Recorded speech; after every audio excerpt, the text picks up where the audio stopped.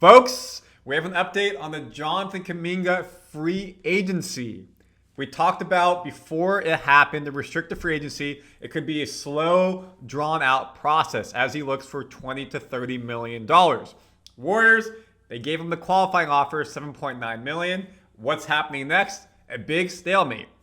Well, we're now hearing some whispers, I was going to say murmurs, came out weird, whispers out of the Kaminga camp about what they're doing moving forward. So we're going to break that down for you and review this whole situation. I know you all have been getting a lot of videos from us, myself and Arthur. That's our job here at Warriors Digest, to keep you up to date. I'm going to say for 1 second, folks, I read all the comments. I may not reply to all of them, but I read them.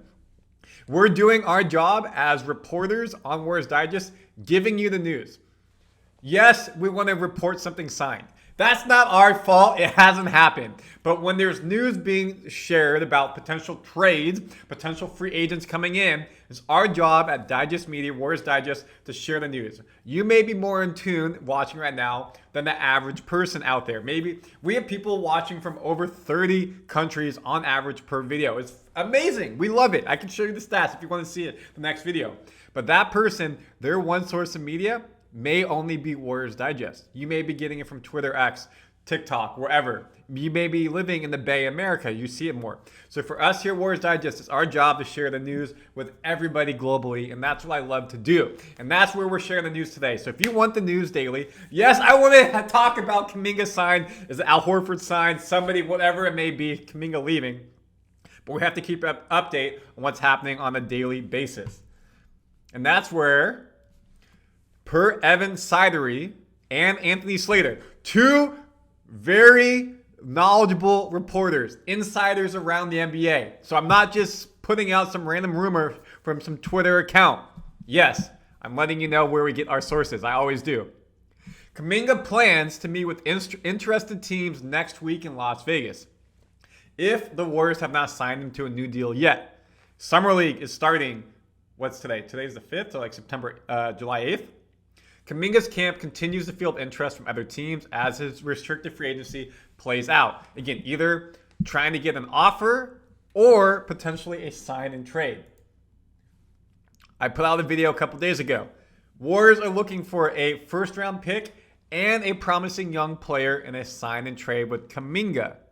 The Kings offered Devin Carter, a first-year player last year, Dario Saric, a former Warrior, and 2 second-round picks. So you're getting basically a backup point guard who has, a future ahead of him, who knows the potential.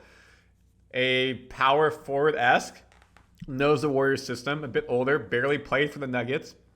And 2 second-round picks for the person you took in the number 7 pick in 2021 NBA draft. I think that's a loss for us.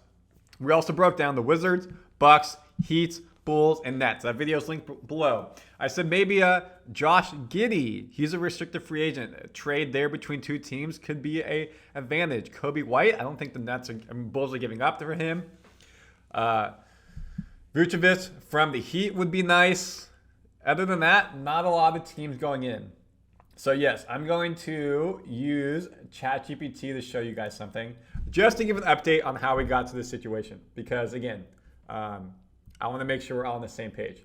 The Warriors gave Kaminga the $7.9 million qualifying offer. He can take that, and that means he'd be on his final year, and next year he would be a free agent, unrestricted free agent. There's a lot more money in free agency at that point. A lot more teams will have cap space moving into next year. Right now, we're in a stalemate. After 4 days, Kaminga open to departing, staying, Warriors holding firm. Al Horford's decision could also impact their finances. Horford may be looking for $5 to $10 million. That could mean that Kaminga would need to take less money potentially. Trade interest we just talked about. We've seen a lot of free agents go off the market. So right now, Kaminga's the BC option for teams. Are they willing to give $20, $30 million, which is what he wants? Maybe they'll give 3 years, $45 million, like what Dennis Schroeder got, $15 million per year. If no material deal happens by July 6th, Kaminga could resign in Golden State. Today's July 5th. Play this season, become a restricted free agent. Again, Right now, roster flexibility is unclear until we get Kaminga. And why do I say that? We're going to break out our resty. Boom. Look at the column 25-26, folks. 170 million in salary cap. We can't go over the second apron. You're in purgatory in roster construction. $36 million is what you have to play with in free agency. If Kaminga is trying to get $20 million per year, which I don't think he's going to get, he's not worth it at this point based off of other free agent deals. Let's call it 10 to 15 million. Then you have basically $20 to $25 million to play with. Al Horford, maybe he wants 5 to 8, that veterans that mid-level taxpayer exception. Then you still have to fill out the rest of the roster.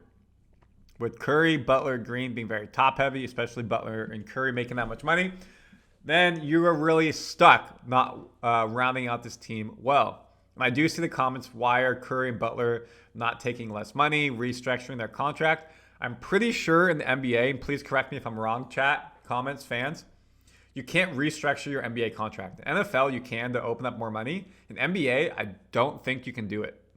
I haven't really heard about that happening, and this could be a reason why they wouldn't. Because, fair enough, folks, we know Curry and Butler are set for life. They're set for generations after generations. They don't need $59 million. It's a thing, of course, when you're that good, you want to be paid the money you think you're owed. But if it's at the cost of your team being able to field a championship team, personally, I would take $20 million less and allow my team to have more well-roundedness all around. So that's where, again, now you're just waiting on what's happening with Kaminga. And